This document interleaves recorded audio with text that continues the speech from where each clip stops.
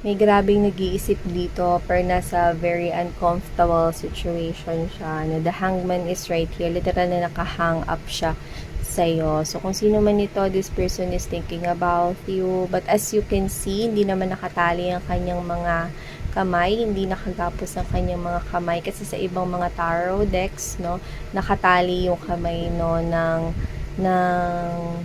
nasa image, no, ng full, ng full. I'm about to tell that, even though this is hangman.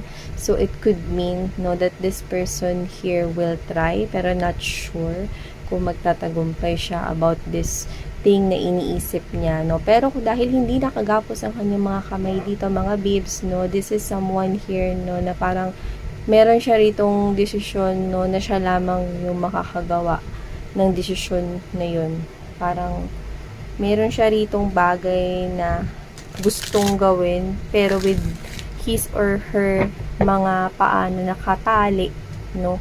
Parang 50-50, no? Kung gagawin niya ba yung bagay na yun or hindi. Why? Because of this. Four of Cups energy. This person sees you as this big opportunity. Cup of love. These are emotions. These are feelings. This person loves you. Okay?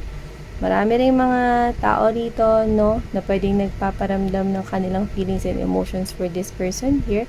But this person here tends to look at you na parang ikaw lang, no, at wala nang iba. Wala akong pakialam sa mga tao sa paligid or sa mga taong may gusto sa akin. Ikaw lang ang nakikita ko, wala nang iba. This person wants to fight for this relationship sana, pero yun nga, no, meron siyang desisyong ginagawa, no, at 50-50 yun. So, bakit niya ba yun ginagawa? Oh. I'm getting a third party thing here. Maybe that is a person, but we'll see.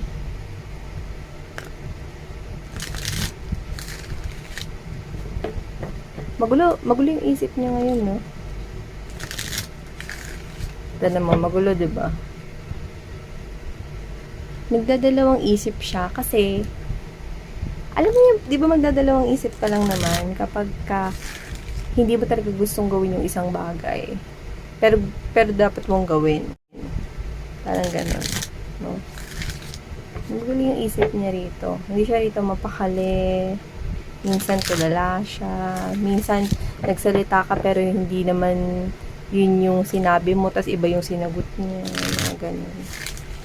Someone here is wala siya sa sarili niya. Okay. And I think it goes on and on.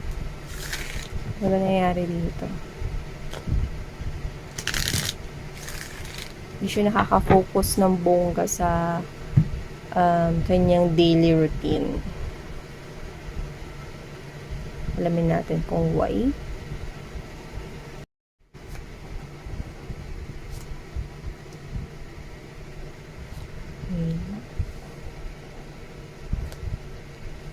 Oh.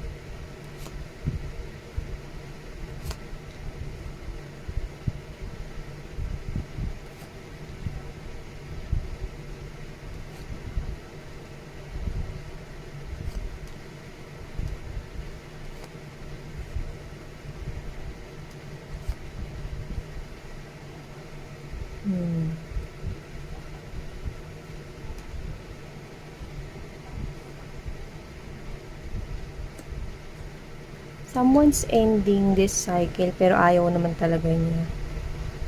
Parang ganun nakita ko dito. So, bago natin simulan, hi Collective! Thank you so much po sa patuloy at wala ninyong sawa na pagsuporta sa akin dito sa channel na to. At sa mga new subscribers, hello sa inyong lahat, ako po si Yan. Yan mga may loves, no, bago rin tayo ulit mag-start, no, reminders na hindi po ito para sa lahat at piliin mo lamang yung mga sa tingin mo ay para sa'yo.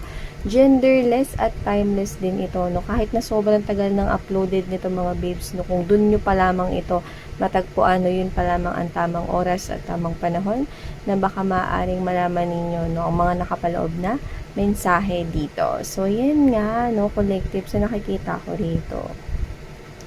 Someone here is ending this cycle. May kino-close rito na cycle, no, and I don't think that it's you. Pero, syempre, mga babes, no, roles can be flipped here. This is general reading here, kaya you can flip the roles dito, no? Kung saan kayo mas nakaka-resonate na energy, okay?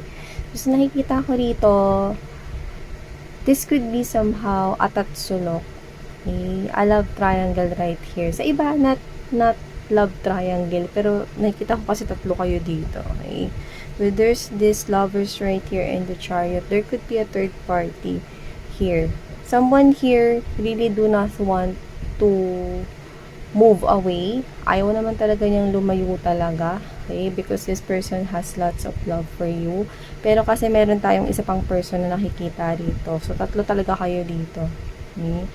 Meron ditong third party interference. So, I don't know kung sinong third party at kung sinong hindi. So, whatever the case may be, someone here could possibly be married with someone, but doesn't have to be married lang. Pwedeng meron ditong committed with someone, but someone here is parang meron pang isa pa, no, na nagmamahal. Kunwari, ganito, ikaw yung may ka-in relationship, meron sa yung nagmamahal pa. Yan. So, whether alam mo yun or hindi, just take how this resonates. No? Iba kasi sa inyo, alam nyo yun, no? At may lumalayo rito, no? With this person right here, maganda sana yung plano niya. Ace of Coins energy, and there's this Ace of Cups. This is a very stable, very maganda, no, na offer dito ng taong ito. Coming from this person, kasi kaya lang nakukuha ko rito is parang hindi siya yung nauna.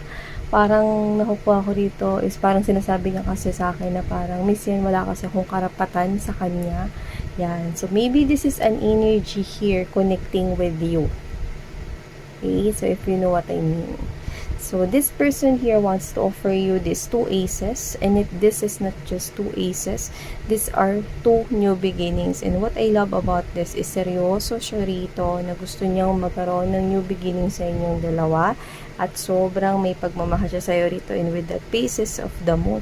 Yung kanina ko nakita si Jungkook. Baka idol niyo yun o baka idol niyo yung BTS, mga babes. Just take how this resonates. So, kung sino man mga energies na nakaka-resonate rito, mga babes, no, meron ditong someone na nagmamahal sa inyo. I don't know kung alam niyo ba ito or hindi niyo alam. So, nakikita ko rito, no, na umaalis siya with the Chariot card right here. No, yun ang desisyon na ginagawa niya. Ending, ini-end niya rito, no, ang mga pinaplano niya sana, no, na magaganda with you. Okay? Kasi pwedeng wala daw siyang karapatan, hindi daw siya yung nauna. Parang ganun ang kuha ko rito, no.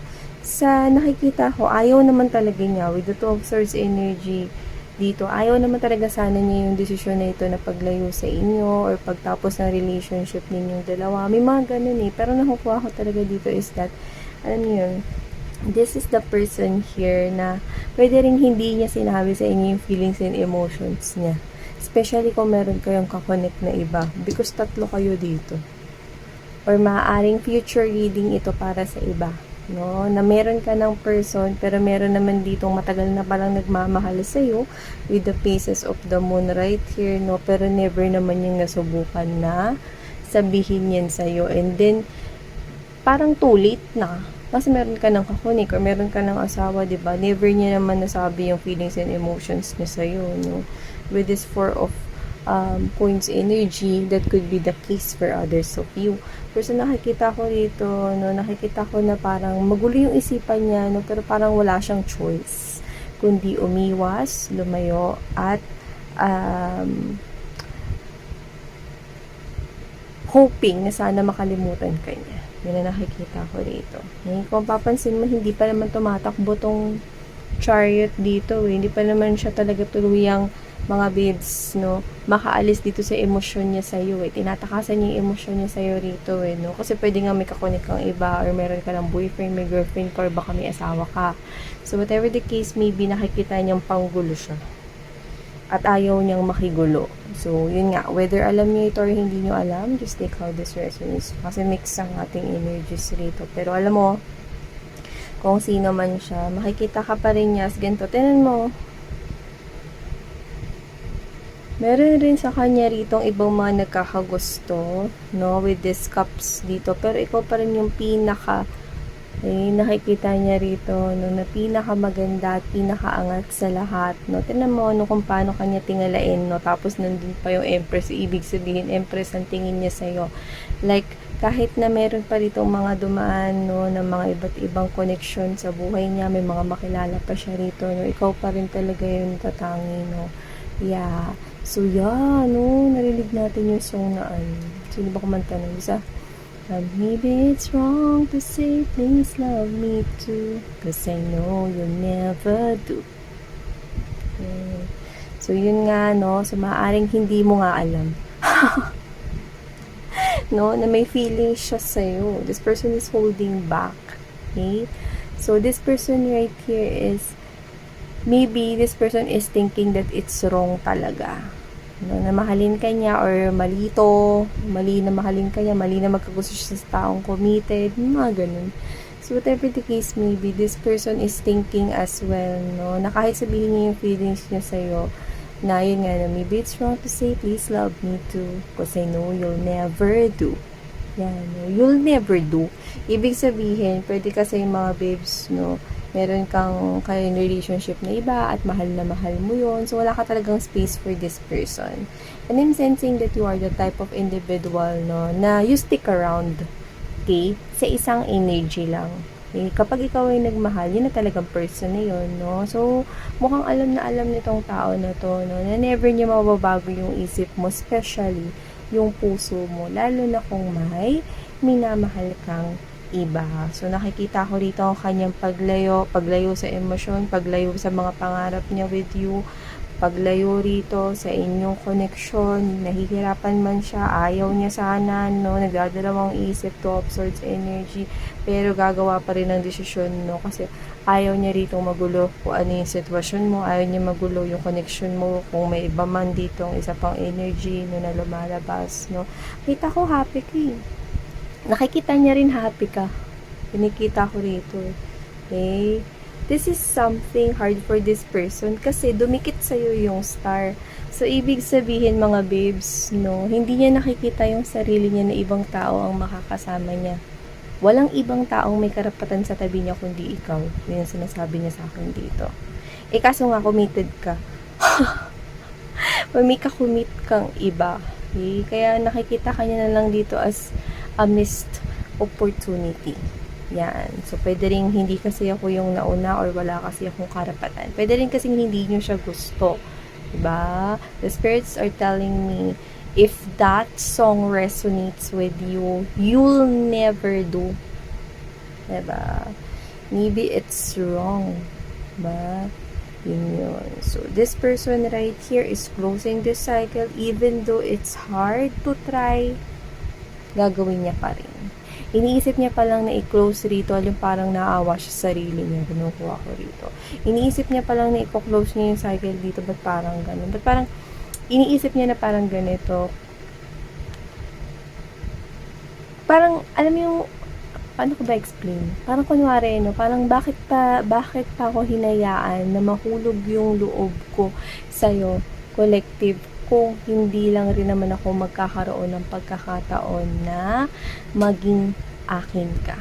Yan, no, parang ganun. Medyo malalim, parang ganun mga babes, no, kuha ko dito sa tao na to. So, this person here, susubukan niya, no, nakalimutan ka rito, no, at humanap ng makahihigit sa'yo, pero hindi niya nakikita yung sarili niya. Medyo mahirapan siya sa parte na yun. Kasi hindi niya nakikita yung sarili niya, no, na ibang tao ang makakasama niya. Kasi, bukod sa nakikita kanya as Empress, yan, no, tinitingala ka niya rito, no. Dumikit pa sa'yo rito na ikaw yung pinapangarap niya, the star. Ikaw ang pinapangarap niya rito. So, talagang mahihirapan itong tao na to, no, na gawin tong desisyong gagawin niya. Okay. Yung iba sa inyo, wala kayong kaalam-alam para sa iba, no? Wala kayong kaalam-alam na may ganito pala, no, na nakakaramdam sa inyo ng pagmamahal, no? Bumubuo na pala ng plano with you guys, no? Para naman dun sa iba, no, maaaring tinatapos niya to kasi ayaw niya na nakakasakit sa iba. Yun yung nakikita ko dito. Yeah. So, this is a very complicated situation, no? Pero nakikita ko rito, for a lot of you, This person here is seeing you as a pangarap. A pangarap na hanggang pangarap na lang. So, kung sino siya, hindi ko kilala kung ito ba ay kapitbahay mo, katrabaho mo, kaibigan mo. Pero, kitang-kita ko yung emosyon niya para sa'yo. Tinatalikuran niya itong pagmamahal niya na to at mga plano niya para sa inyong dalawa, para mag-giveaway sa'yo. Kasi talagang karamihan sa inyo, parang ayaw nyo sa kanya, or ramdam niya ayaw nyo sa kanya, or ayaw nyo na sa kanya. Whatever the case may be, just take how this resonates. Someone here is trying to forget you. Someone here is closing this kahit ayaw niya. Someone here is making a decision to layuan ka, umalis sa sitwasyon na ito, pero ayaw niya sana. So, yun nga. Collective, ito ang mga mensahe natin for you guys. Sana ngayon, love and life. Annyeong.